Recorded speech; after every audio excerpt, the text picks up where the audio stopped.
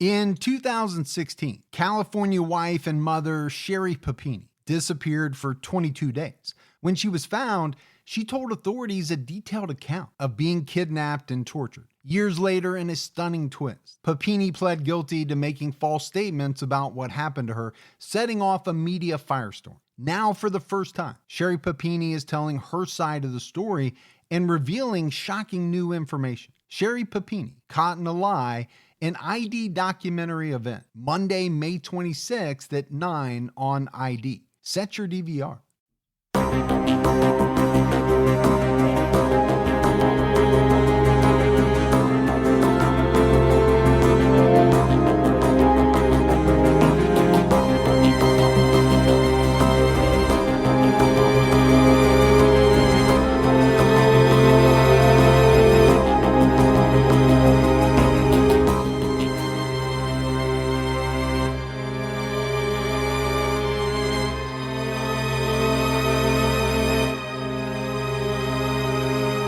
Hello, everyone, and welcome to episode 180 of the True Crime All the Time podcast. I'm Mike Ferguson, and with me, as always, is my partner in true crime, Mike Gibson. Gibby, how are you? I'm doing good, man. How about you? I'm doing great. Good. I'm doing as good as I can be with everything that's going on. Only you can be as good as you can be. That's true. Who else could be? That's exactly right. Yeah. Gibbs, before we do anything else, Yeah. I want to give some shout outs. Okay. And these have nothing to do with Patreon members. Now, some might be, I don't know. I got an email from Carrie. She's a nurse. Yeah. A bunch of her nurse friends listen to the show. And, you know, like some other people have said, they said it really kind of helps them, you know, move forward. I just want to give a big thanks to all the nurses, everybody that's essential, because they're really helping us continue to live in the best way we can. Well, sure. They're You know? needed. And then I think about my wife. She's working from home. She's teaching through Zoom. Right. So I got to give a big shout out to all the teachers too, because, you know, they're doing their best, the best that they can. And it's not easy because they weren't ready for this. They weren't set up for this. Nobody was. So big shout outs to everybody for doing their part, keeping us safe, keeping everyone educated, you know, just keeping groceries on the shelf. Man. That is a huge thing. It is. At least around here, they're still trying to hire people. Yeah. To make sure they can just keep people employed to keep doing that kind of stuff. So, and you know, that toilet paper starting to show up now. Starting seeing some toilet paper show up on the shelves, which is good. So I definitely wanted to kind of start out the show doing that. Yeah. Thank you. Listen, we have a lot going on this weekend, right? So we have this TCAT that you and I are about ready to do. Yeah. We have right now at the same time a True Crime All the Time Unsolved. We do. It's on Aisha Degree. Yeah. Went missing down in North Carolina. Yep. You know, this is a young girl. Yeah. 9 years old. Who, you know, all of a sudden leaves her house, goes missing, and is never heard from again. Never. Last night, we put out a brand new Patreon-only episode. Yeah. It's on Lester Eubanks. It's a good one. It's good. It's very interesting. Now, it's sad because this guy killed a 14-year-old girl. Right.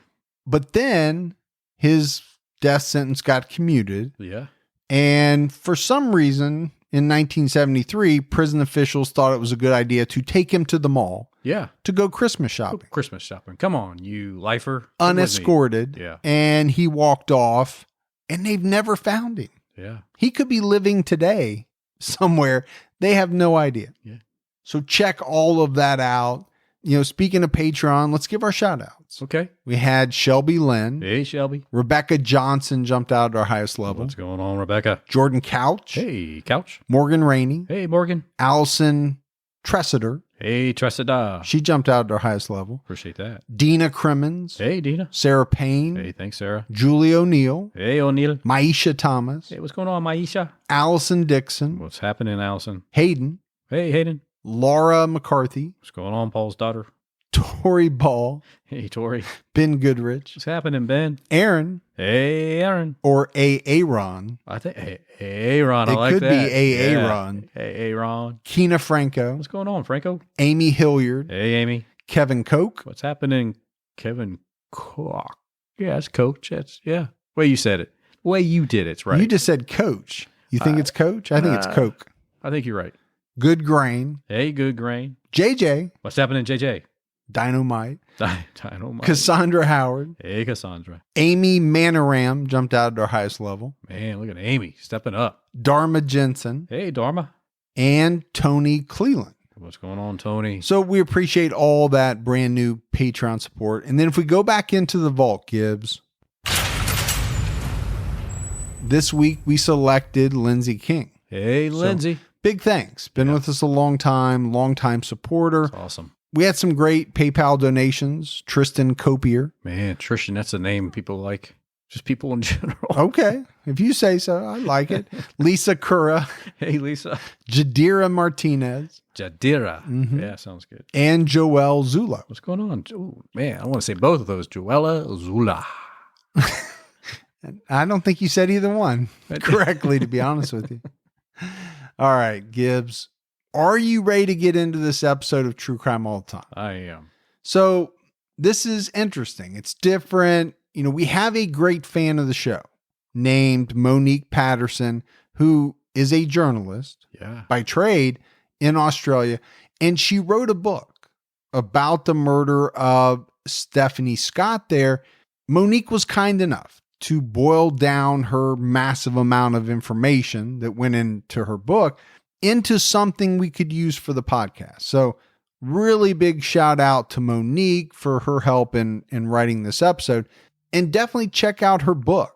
It's called United in Grief. To learn more about the murder of Stephanie Scott, you can find some links to it in the episode notes. So check that out. But we're heading to Australia. Good day, mate. Good day. And specifically Leeton. And Leeton's a small town. Yeah. In the southern part of New South Wales, Australia. Gibbs, it has a population of just over 10,000. It is often referred to as the rice capital of Australia. So you got that going for you. Never thought about rice. Being an Australian export? Yeah. Well, apparently it is in Leeton. That's amazing. Yeah. I never thought of that. So it's about 550 kilometers west of Sydney and 450 kilometers north of Melbourne. Okay. To give people an idea of the geography. I've got my map pulled up right now and I see it. You do. That's why it made no sound whatsoever in the microphone. You got like the old Rand McNally and you're opening it. Yeah. You know how much noise that would make? That would be like crazy. But Leeton, you know, it's considered a safe place. Small. Yeah. Right? Somewhat removed from some of the troubles that plague some of the bigger Australian cities. Residents in Leeton still adhere to the Australian niceties.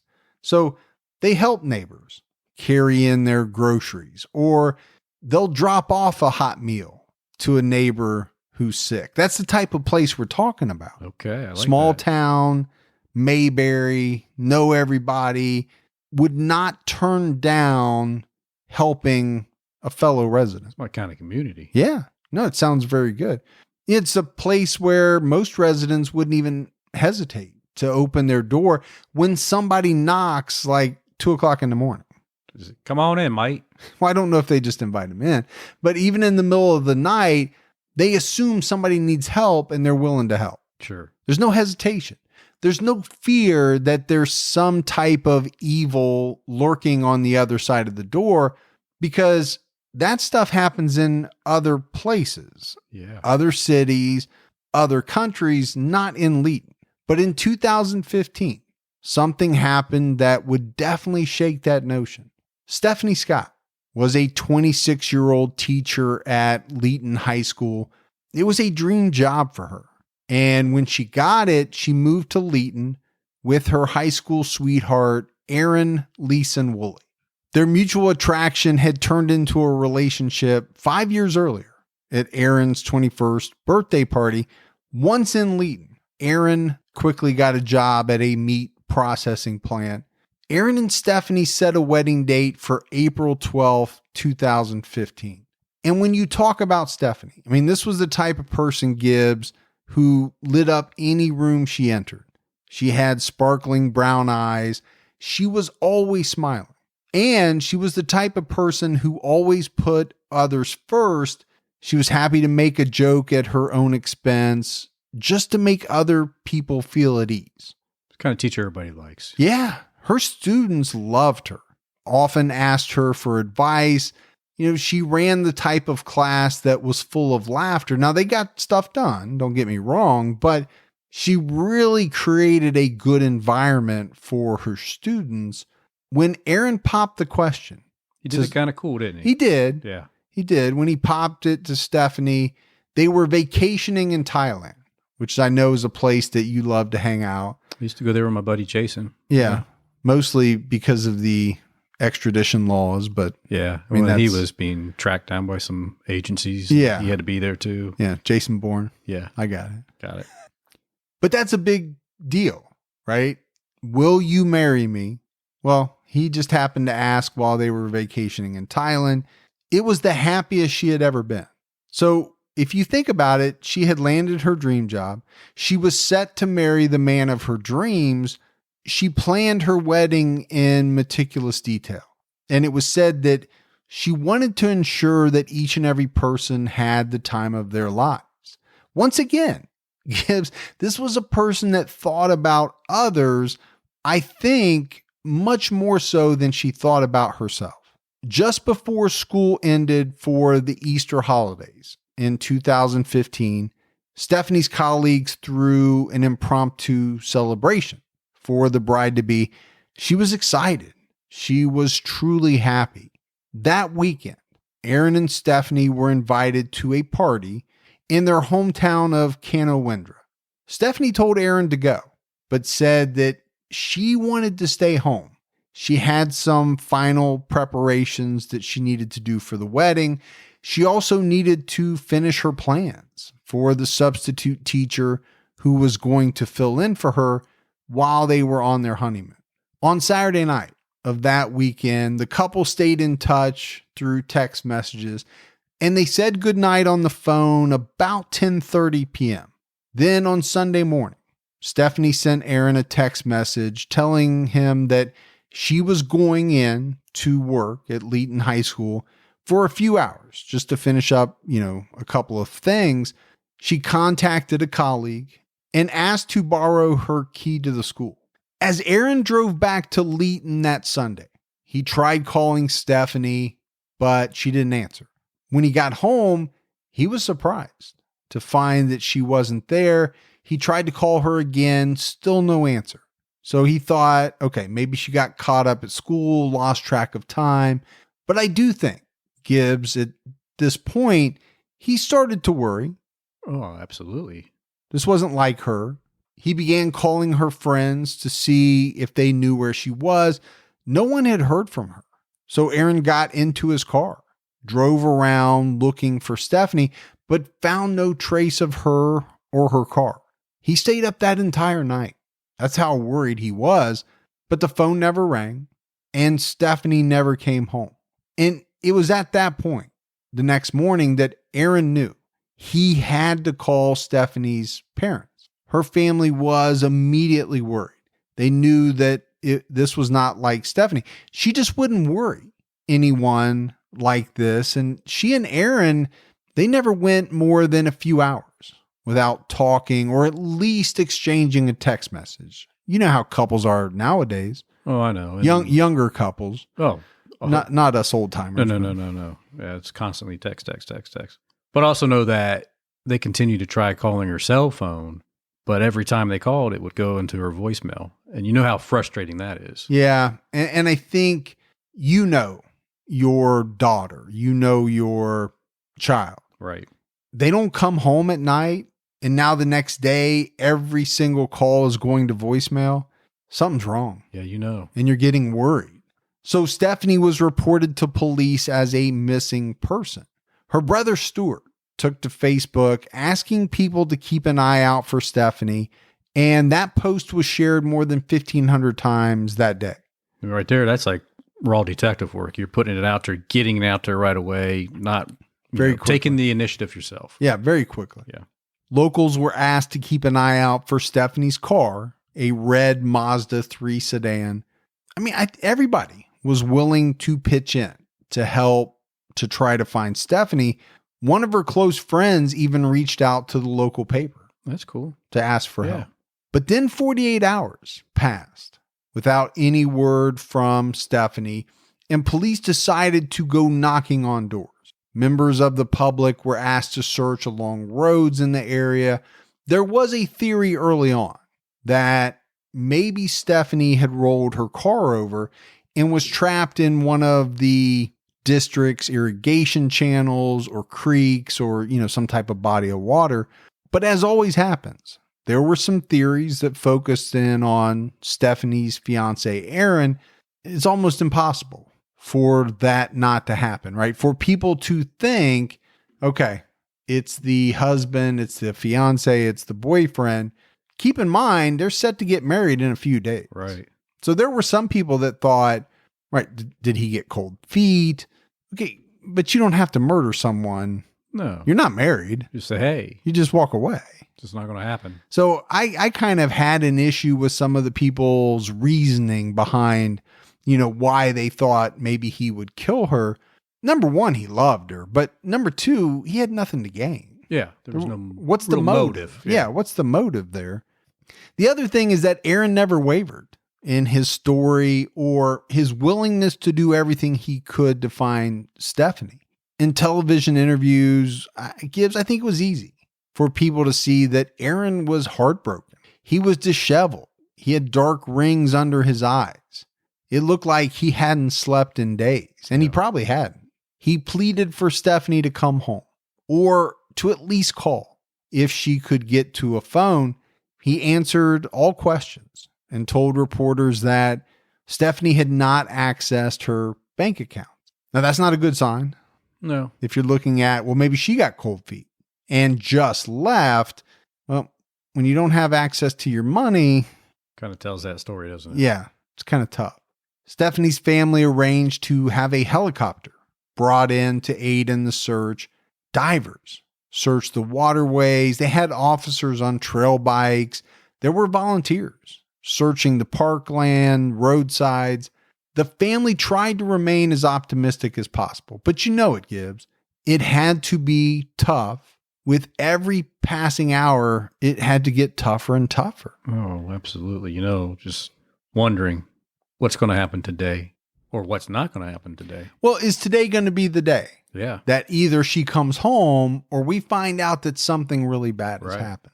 I've never been in that situation. I hope I'm never in that situation.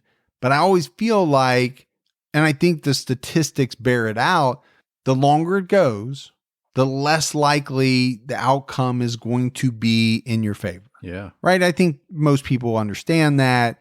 The statistics bear it out. Pretty quickly, this became a big story. There were journalists from all over Australia flocking to Leeton. Again, something the residents in Leeton were not used to. I'm sure they weren't ready for that. No, and not just journalists, but big city journalists. Yeah. Because they were asking questions in a way that folks around there weren't used to. Very blunt, very in your face type of questioning. This was a small town. This was Mayberry. This is where you're nice and you defer, and we don't ask those questions around here. And we don't ask them that way. Yeah. Definitely don't ask them out in public. Come here. Talk to me over here. I think a lot of the residents, frankly, were caught off guard by some of the very blunt questions asked by reporters. And then the biggest break in the case in the first couple of days happened when Stephanie's red Mazda was found in a field on a property in Wamoon. This is about 11 kilometers outside of Leeton. Sure. Big deal. Yeah, it is. Because they had been looking for not only her, but they had been looking for her car as well. The problem is the car held very few answers, if any. It didn't look as though it had been in an accident. Really, it kind of sparked more questions. Where was Stephanie? Had she driven her car to this location and walked off, or had someone else dropped it off at that location? And if so, had they done something bad to Stephanie? I mean, I think the questions start to swirl. Yeah, now it's getting even more mysterious. people started to come forward to police with things that they had seen that they now felt were odd looking back. A man named Paul Halls said he saw a man wearing a baseball cap and sunglasses that Easter Sunday walk up the bank of an irrigation channel. And he said it looked like the man was carrying an iPad. But when he saw the man later return to his vehicle, this man was no longer carrying the iPad. So he thought that was very strange. That is kind of strange. Did he throw it away somewhere? Right. or- Nobody's just going to get rid of an iPad, right? Those are expensive. So police had divers search the channel and they retrieved a laptop. So he said, okay, it looked like an iPad. It turned out to be a laptop. Yeah. And it was actually later confirmed to be Stephanie Scott's laptop. So now police are getting somewhere. Got a little bite. Yeah, they're getting some information. Another man came forward to say he saw a man wearing a backpack walking along Griffith Road toward Leeton the day after Stephanie disappeared. And I think police thought this was a little curious because this was not a route that a lot of people were going to take for, a morning stroll, a brisk walk. It just wasn't that type of route. All right, Gibbs, let's take a quick break to talk about our sponsors. First up is Gobby Insurance. If you own a car or a house, shopping for insurance is a mind-numbing, soul-sucking process that can take forever. But you need to have insurance. What you don't need to do is overpay for it. You can get a lower rate for the exact same coverage you already have with help from Gobby. Gobby takes the pain out of insurance shopping by giving you an apples-to-apples comparison of your current coverage with 40 of the top insurance providers. All you have to do is link your current insurance account, and in about 2 minutes, you'll be able to see quotes for the exact same coverage you currently have. That's exactly what I did. I logged on to Gobby, connected my insurance provider, and within a few minutes, Gobby came back and showed me how much I could save. It was an unbelievably quick and easy process. Gobby customers save $825 per year on average. Gobby is free to use, so take 2 minutes right now to see how much you can save on your car and homeowner's insurance. Go to Gobby.com/TCAT. That's GABI.com/TCAT. Gobby.com/TCAT. Gibbs, one of the things that I love about true crime is that the more you dig into a story, the more layers you uncover. And I think that's a big reason why I love the puzzle game Best Fiends. The more I play, the more fun it gets. Reaching each new level feels like uncovering a new layer in a story, one that you get to take part in. I think that's what keeps me so invested in Best Fiends. I'm always striving to reach that next level. That's one of the main things I love about the game, probably because I'm a little bit competitive. Best Fiends is a unique and exciting puzzle experience, unlike other puzzle games out there. And it doesn't require the internet to play. So no need worrying about Wi-Fi access or using your cell data. It also means you can play it anywhere. You get to collect tons of fun characters, and Best Fiends updates the game monthly with new levels and events, so it never gets old. Best Fiends has thousands of levels already, with new levels, events, and characters added every month. It's hours of fun right at your fingertips, and you can even play offline. With over 100 million downloads and tons of 5-star reviews, Best Fiends is a must-play. Download Best Fiends free on the Apple App Store or Google Play. That's friends without the R. Best Fiends. On Thursday, April 9th, this was just 3 days before Stephanie and Aaron were set to wed, police revealed that they had charged a man with Stephanie's murder. His name was Vincent Stanford. So police knew that Stephanie's last known whereabouts had been the high school. So this whole time, they had been working to find out, all right, who else could have been there? The school's principal said that one of the cleaners, a man named Vincent Stanford, had been there the Friday before Easter. And then a Leeton resident called saying that an older white SUV or a truck was in the school parking lot on Easter Sunday. Well, it turned out that Vincent Stanford drove an older white Toyota truck. So police want to talk to this guy. Well, absolutely. They're going to want to interview him. And they did go to his house. They interviewed him. They quizzed him about his movements over that weekend. Few people knew the 24-year-old by name because apparently he preferred to keep to himself. Vincent had moved from Holland to Leeton, Australia with his mother and older brother the year before. And the reason they moved to Australia was to be closer to Vincent's identical twin brother, Marcus. How unique is that? Who was already living in South Australia. Yeah. It is unique, and truth be told, Vincent was excited about the move because his brother was working in the gaming industry. I think he was, making games or doing something in that world. Well, Vincent had a passion for gaming. He was a huge gamer. Right. And he fancied himself a little bit of a programmer. Yeah. I think he wanted to delve into that world. He loved online gaming. He spent hours playing different types of military themed games, and on chat boards and in forums, he identified as the Aztec serpent god Quetzalcoatl. Quetzalcoatl. Yeah. That was his screen name. Quetzalcoatl. But people said, you know what? This guy had always been somewhat detached from the real world. And it was almost like he had no real desire to make friends, real friends. Right. He really was kind of an online type of person. Well, there's a lot of people out there like that. There are. And some of that is totally fine. Yeah. I know you're a gamer. I'm a gamer. Doesn't mean I don't talk to people in real life. No, though. you like to play with your joystick thingy and talk to people, so you're good. You just had to get a dig in, didn't you? Just had to get one in. There's one. Just one. So they interviewed Vincent at his home, and he told police he had been at the school that weekend cleaning, but he said he had not seen Stephanie while he was there. So eventually, after some questioning, as they were leaving, Vincent called out and said, "Hey, good luck with the search." Oh, a little cocky. You could take it that way, maybe.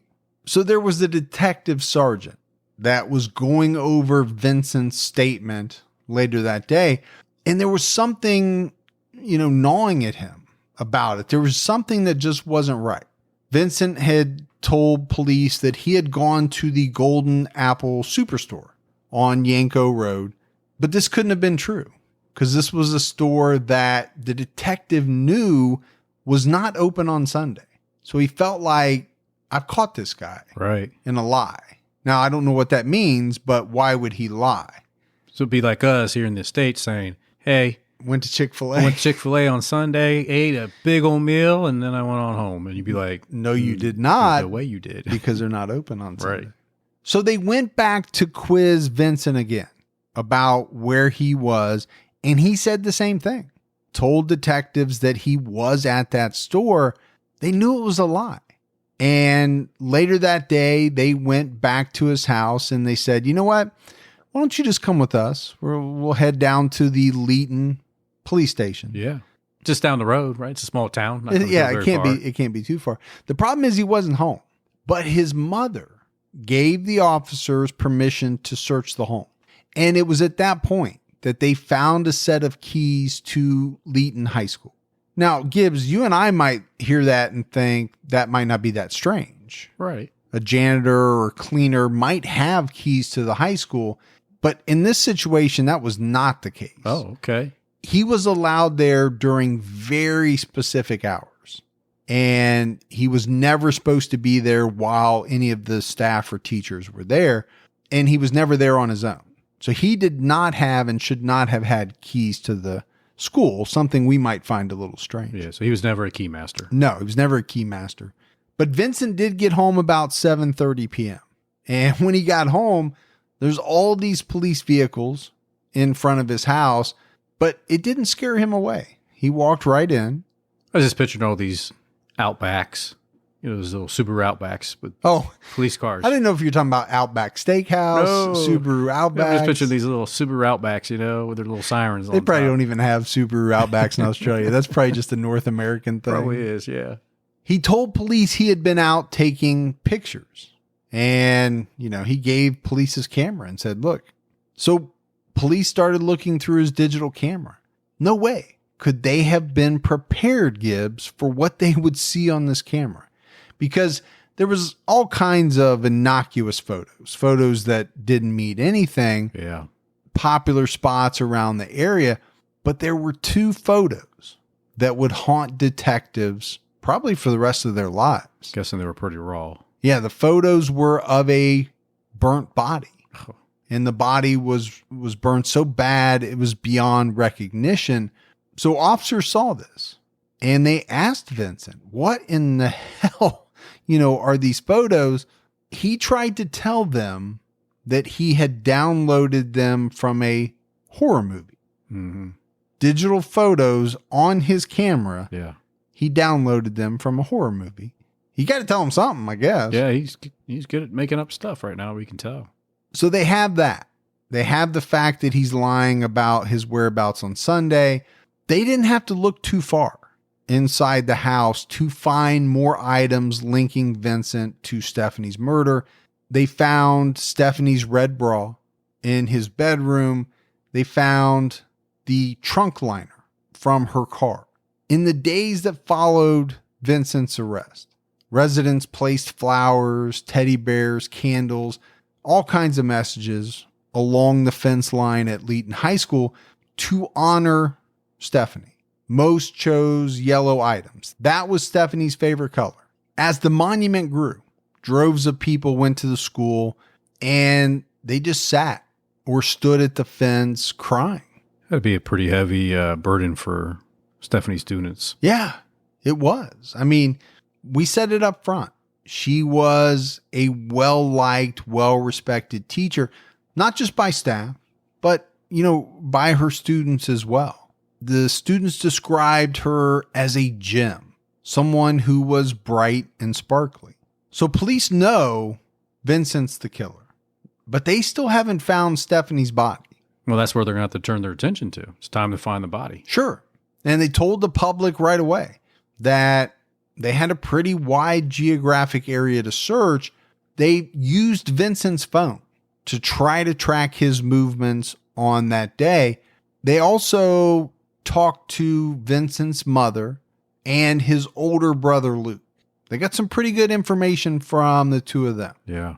Stephanie's body was recovered in the early hours of what should have been her wedding day. How horrible for her family. I mean, it would have been horrible any time. Sure. But to coincide with the day that, should have been one of the happiest days of her life just seems to make it that much more tragic. The charred remains of the school teacher were discovered by police in one of the area's most well-trodden national parks, Cocopara, about 70 kilometers from Leeton.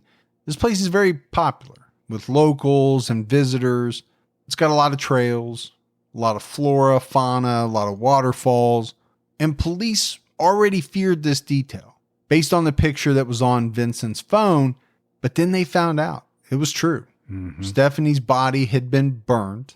Officers were brought in to remove the body. They secured the crime scene. At 2:30 a.m., a white station wagon drove down what was usually a pretty deserted road in the national park. These were the 3 men that had been tasked with the job of transporting Stephanie's burnt body to the morgue. That'd be a rough day for them. Would not be an easy task. No.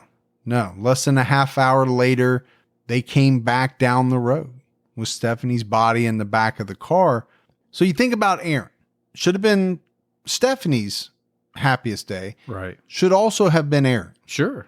Right? His wedding day. Yeah. It turned into the saddest day of his life. But what's interesting about Aaron, he didn't curl up into a ball, right, and hide away from the world alone. He came out along with Stephanie's family, and they expressed their gratitude to the community who had rallied around them. They invited the residents of Leeton to join them for a picnic at a local park. Everyone wore yellow. Yeah, her favorite color. And they pretty much just thanked everyone who had, tried to find their daughter. I mean, this is one of the most heartbreaking periods of their entire life. Yeah. And so it really tells you that these people were very much like her. Most likely it's where she got it from. Sure it was. they were selfless. Even at that heart-wrenching time in their life, they went out of their way to thank the people who had helped. But then we get into Vincent Stanford. He had been interviewed at his house, but his interviews at the police station, Gibbs, they're striking. He went into graphic detail about how he ended Stephanie's life. And the whole time that he's in these interviews, he looks like he's as calm as a cucumber. He doesn't really show any emotions at all. Not at all. I mean, if this guy even had or felt a shred of guilt, he didn't show it.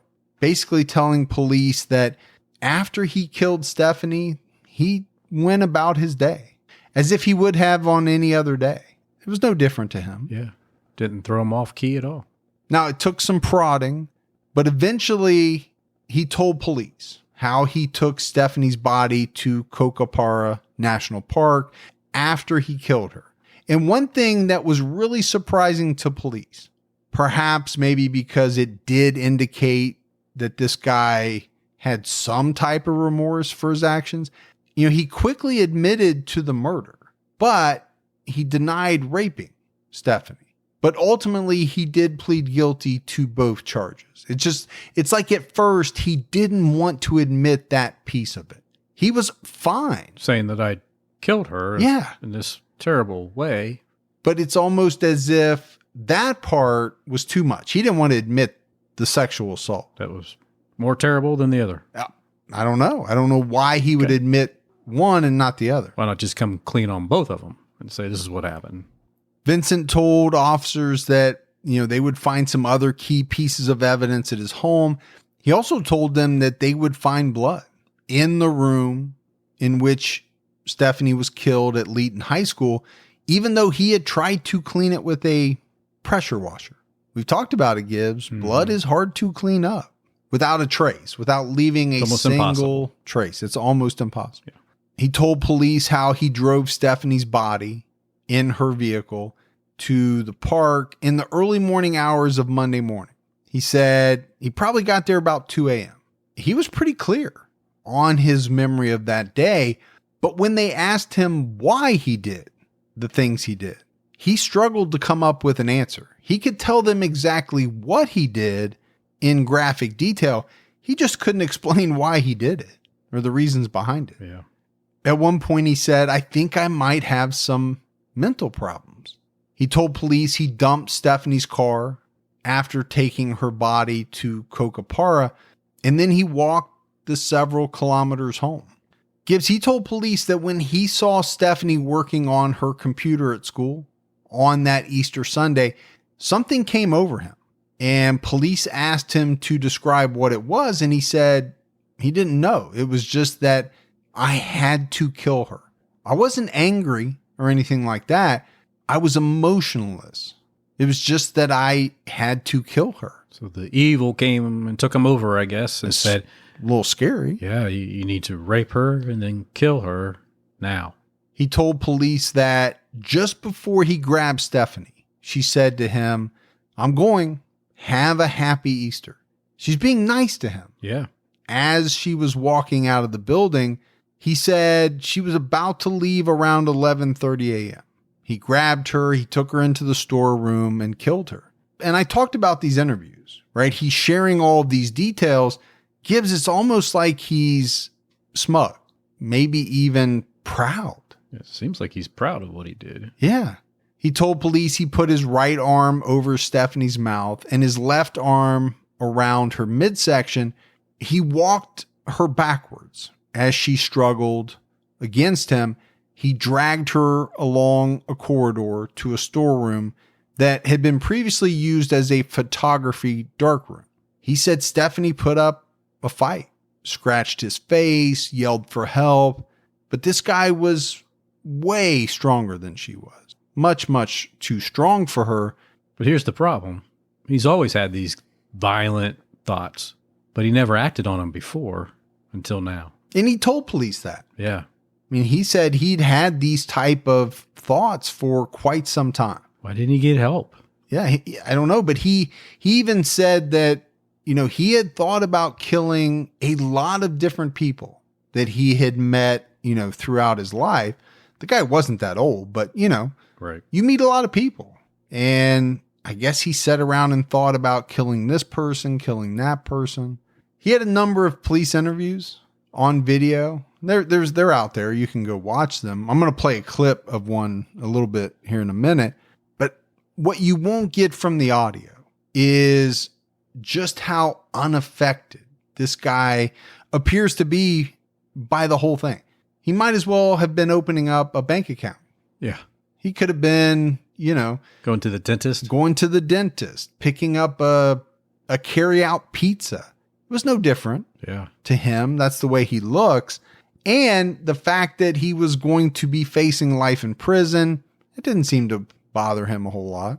Obviously, the fact that he had destroyed countless lives, that didn't seem to, be bothering him. He even said he actually enjoyed the solitude of being in a jail cell alone.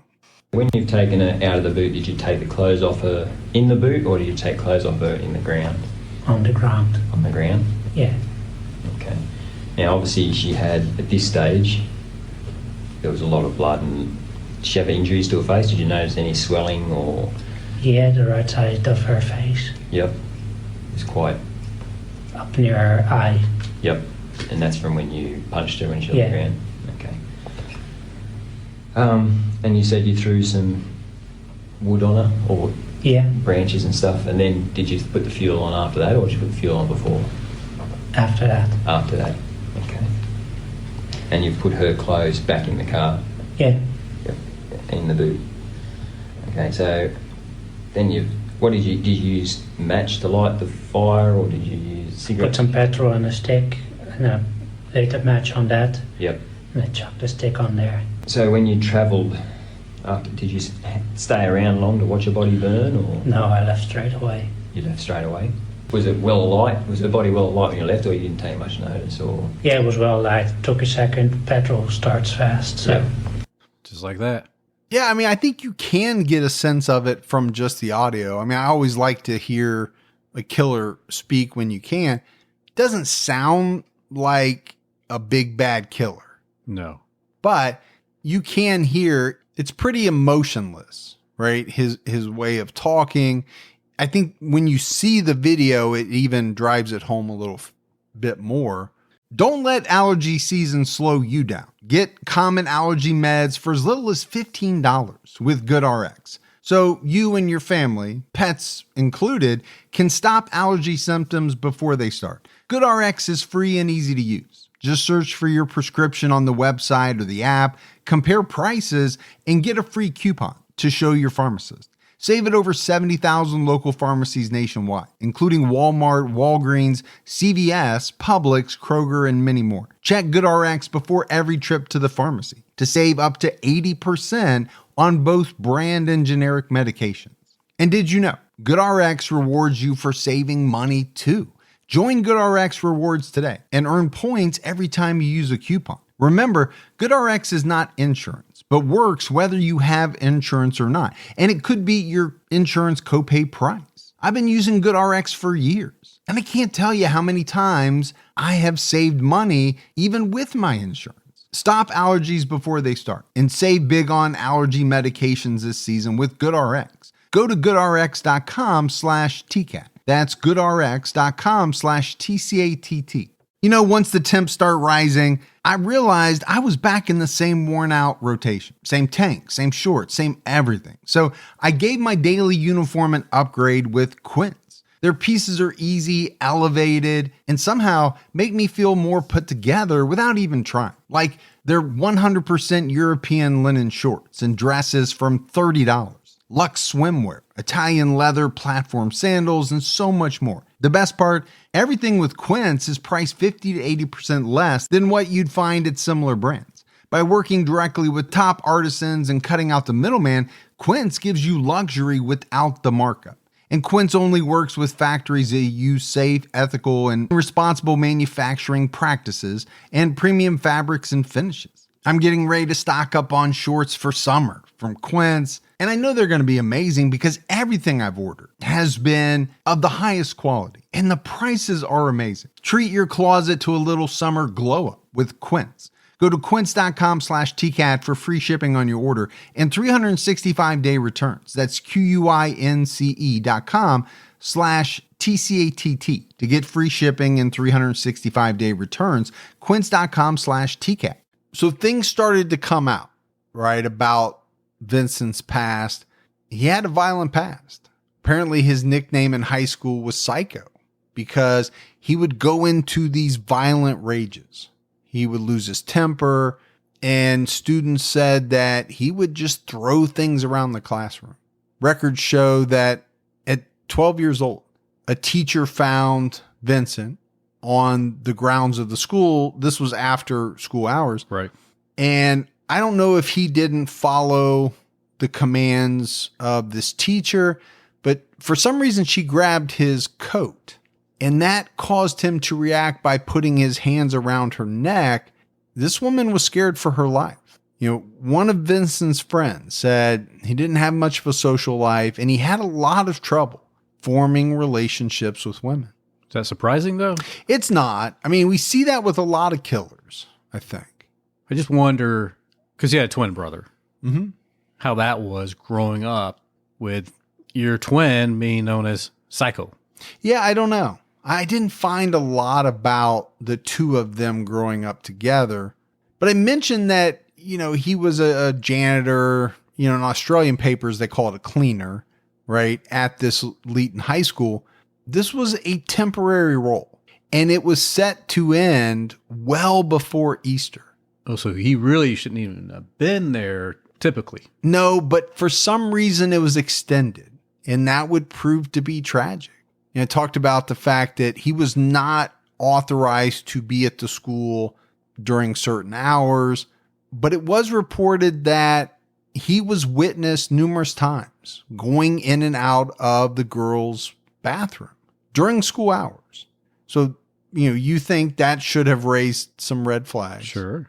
But nobody really did anything about it. It wasn't until after Stephanie's murder that people started bringing these things up. Once they found out that he was involved, it was later discovered that while he was working at the school, Vincent had begun stalking a 12-year-old girl.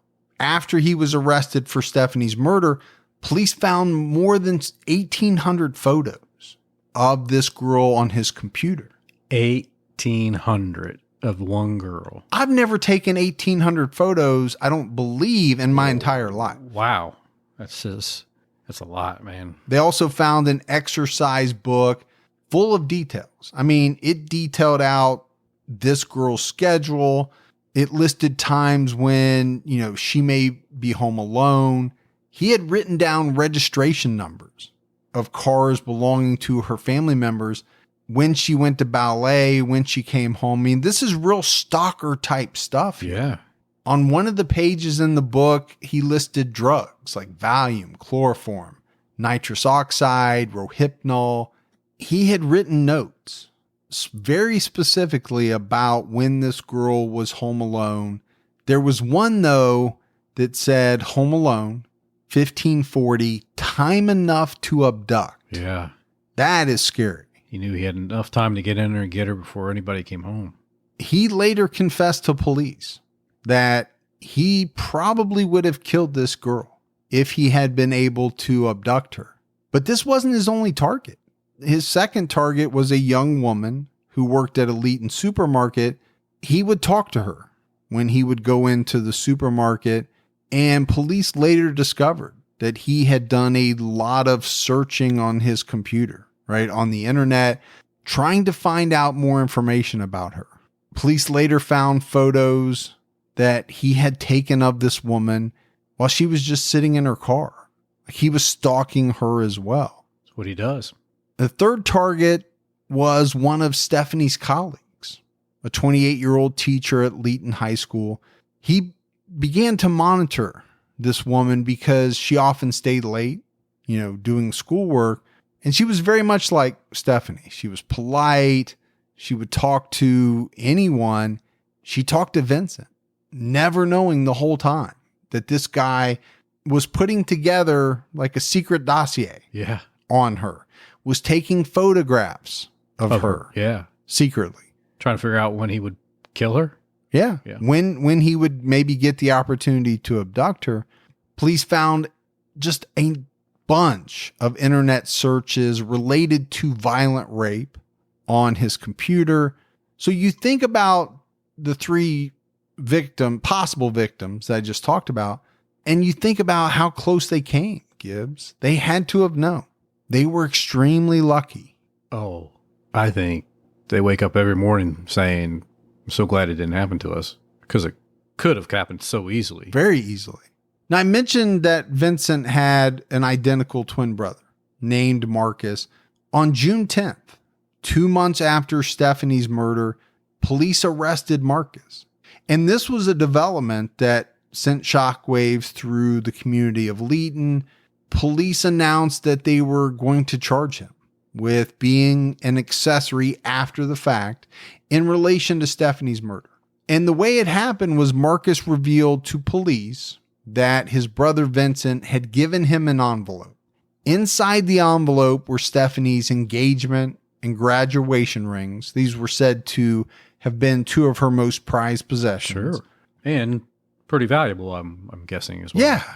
Yeah. Marcus ultimately sold both of Stephanie's rings that she had been wearing at the time of her death to the Adelaide Exchange Jewelry Store in Modbury.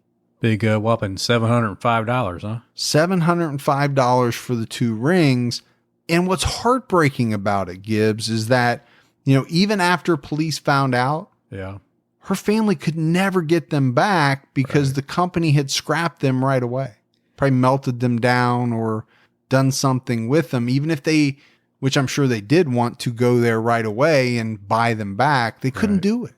Same thing happened when I got rid of my $400 class ring that my parents bought me. And I had a Hawk at one time. Thought I'd go back and get it, Hawked it for $50 I needed to do something with, and went back to get it, and I passed that time, and it melted. Yep, that crack rock, man, will get you. Every time. And police had recordings of a call between Vincent and Marcus, basically talking about the fact that he sold the rings and that, he got money for it. And it was on August 5th that Marcus confessed to police that he had received the two rings from his brother, along with Stephanie's driver's license in the mail. He said he used some of the money that he got from the rings to visit Vincent in prison in Sydney. He also told police that he took photos of the license and then he burned it. I think they asked him, why'd you take a photo of it? Yeah, strange. Yeah. If you're going to burn the original, why take a photo? And he said, I don't know. I thought maybe I might need to show it to police. Other than that, I'm not exactly sure why I did it. Okay. Strange, but I will say this, Marcus came out and against his brother, right? At a certain point, he said his actions were misplaced loyalty. And I do believe he was truly sorry. Unlike his brother, he received a sentence of 15 months for what he did. And I think a lot of people thought it was way too lenient, especially Stephanie's family. They were devastated when they found out that he only got a sentence of 15 months. I mean, he's an accessory to murder. After the fact. It's not a lot of time, 15 months. No, it's not. I mean, I don't want to do 15 months, but I'm not an accessory to murder after the You fact. wouldn't make it 15 months. I wouldn't. I wouldn't make it 1 month. You'd be like that guy in that prison movie, Shawshank. It's the only prison movie you ever talk about. I have a hard time with never remembering it today. remember the name of it? And you just talked about it on the Patreon episode. I couldn't remember it. You couldn't remember it then either. Yeah.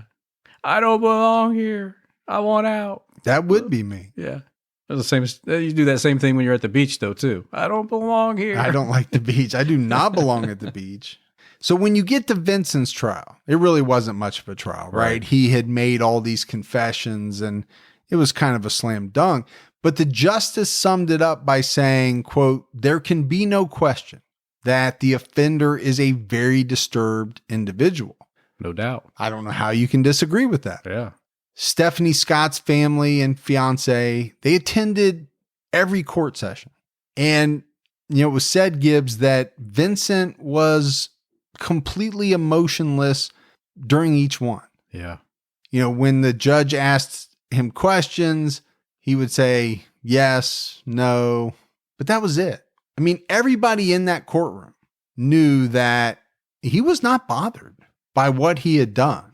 I don't think there was any doubt about that. I think he was a pretty unemotional type of guy. Yeah. Now, Marcus was a little different because I know I read some articles where he came out, he apologized to the family for what he did. Yeah. Obviously, he didn't have any role in the murder. He shouldn't have done what he did. No, but he was aware of it. He was aware of the murder for sure. And that's why he got what he got. But he did come out. He was remorseful. He expressed that remorse to the family, something that, I don't believe his brother has ever done or will ever do. Right. Vincent was ultimately sentenced to life in prison without the possibility of parole. So he will never get out, nor should he ever get out. I think this guy, if he was let out today, would be filling notebooks with times, schedules. Yeah. He would immediately start stalking his prey. Yeah, he'd be right back at it. And that's a scary thought. I think it's scary in general to think there's somebody out there right now who you may see, you may not really pay attention to, Right. but man, they're watching you. 800 photos of you. 1,800. Yeah, 1,800 photos of you. You lost 1,000. I did. I do think that's very scary because all of their attention is on you. Yeah. And you may see them and think, okay, that's a customer at my store. Right. But that's not how they're viewing you. No. Every thought, every ounce of brain power is going into thinking about you. And some of those thoughts are not good. And it's a problem, man.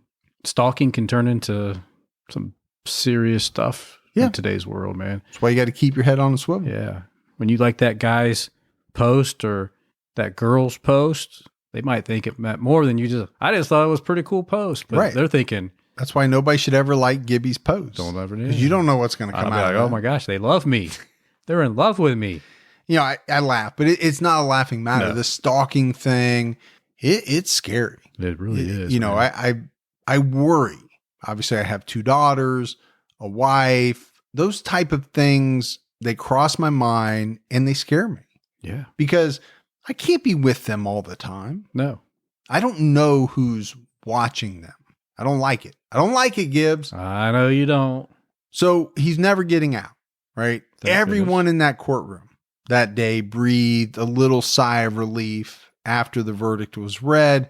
Now, I don't know how they felt on his family side, but Stephanie's family, friends, everybody on their side, it was little comfort though to her family. Yeah. And I kind of think it always is just a little bit. It can't be the end all be all. No. Yeah, you're happy that whoever did this is going to pay for the crime, but it's not bringing your loved one back. Nope. So it can only do so much. And those visuals will probably be in their head forever. Yeah. Stephanie's mother spoke out about how the loss had destroyed her family. She said, "We had an amazing girl and she is gone. Losing Stephanie is a tragedy that has impacted us all very deeply. We are destined to live a life unfulfilled." How can we be fulfilled when a big part of us is missing? It's a very solid statement there. I completely understand it. Yeah. You can live your life. Right. But it's not the life you wanted to live. It can't be the same. It No. can't be the full life that you thought it was going to be because there's a huge chunk that's missing and you can never get it back. Yeah. Sad. It is very sad. But that's it, Gibbs. That's it for the case of Stephanie Scott, Yeah. the murder of Stephanie Scott by Vincent Stanford. Again, I want to give a big thanks to Monique Patterson. Yeah. Did a great job. Obviously, she did a ton of research for her book. Right. And I think everybody should go check it out. Yeah. We got some voicemails. You want to check those? Let's hear those. Hi, Mike and Gibby. My name is Kaylin, and I am from Irvine, Kentucky. and I was just listening to the Glenn Rogers case, and I knew it sounded really familiar because I'm from the area, but it turns out my dad was the second car in pursuit after him, and he actually unbuckled him out of the car. I thought that was kind of cool, and wanted to share that with you guys. Thank you for all that you're doing. You keep me company while I'm at work, and I love your all's podcast. Keep your own time ticking. Hey, we like keeping people company at work. We do. I also think those are very interesting stories. Yeah. Right? Little tie-ins. You're a trooper, you're a police officer, a detective, you retire. Oh, by the way, I was the one that pulled Glenn Rogers out of the car. I unbuckled him. I slapped the cuffs on him. Those type of stories, pretty interesting. It is. We hear those now and then. Yeah, like because that guy was a monster. Yeah, he was. And you as a police officer or trooper or whatever it was, you were there when it went down, and you can tell anybody you want the story. I'd be telling it all day long. You'd be trying to get free dessert at the restaurant. Free drinks.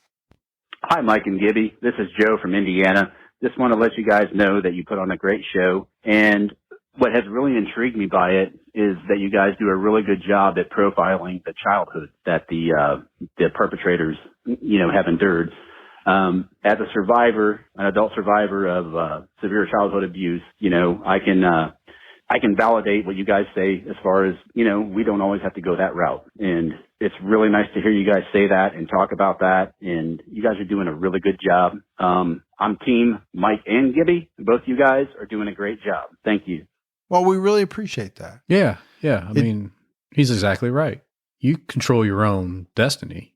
You're not predetermined to have these issues because you had a bad childhood. Yeah, absolutely. I mean, there are a lot of people that have really jacked up childhoods. Right. They don't go on to murder anybody. No. They deal with it in a different way, and in a good way. They channel it. They get therapy. There's all kinds of different ways that people deal with it. It's just interesting that, the voicemail comes on an episode where we really didn't have much on the perpetrator's background. And that happens every now and then. Yeah. This just wasn't a background type of case. Hi, this is Bria from Rifle, Colorado. Hey, I'm so surprised that I'm actually even calling right now. But I just called because I listened to your podcast on Stanley Tookie Williams. And I just wanted to let you know that his middle name is actually Tookie. So that's how he got his name. And I really love you guys. You guys are so awesome. And keep your own time ticking. Thanks so much. Bye. I don't know how I missed that, Gibbs. Oh, either. I never saw where his middle name was Tookie. So that begs the question, who the hell names their kid Tookie? The parents as a real middle name. I just assumed that was a nickname because that does not sound like a real name to me. Tookie. Maybe it's like a great uncle's first name, and it could have been. Named you after your uncle Tookie. But it's interesting. I'm glad she called in to clarify it. Yeah, that was a good episode. I like that one. Yeah, it's got quite a bit of buzz out there. Hey there, guys. This is Audra, and I'm from Iowa. And I don't know if you guys have ever looked into this one guy. He was a serial killer from Iowa. His name was Carol Edward Cole, and he murdered and drowned an 16 different people. That is so crazy. And it's Iowa. We don't have too many serial killers around here. But if you guys want to do an episode about that, I think that would be so cool. So I would really appreciate that. And I love your podcast. I literally listen to your podcast every single day. And I've gone through, I can't even tell you how many episodes I've gone through since I found you guys. But you make my life a little better. So thank you guys very much. And keep your own, go ahead. Yeah. All right. It's a great suggestion. I'm 99.9% sure he's on the list, but I'll double check. Yeah. After we're done here. He needs to be on that list, huh? No doubt about it. I mean, the name is very familiar. That's why I'm almost positive he's on the list. All right, Gibbs, you got anything else before we go? I do not. All right. We appreciate everyone for listening. That's it for another episode of True Crime All the Time. So for Mike and Gibby, stay safe and keep your own time ticking.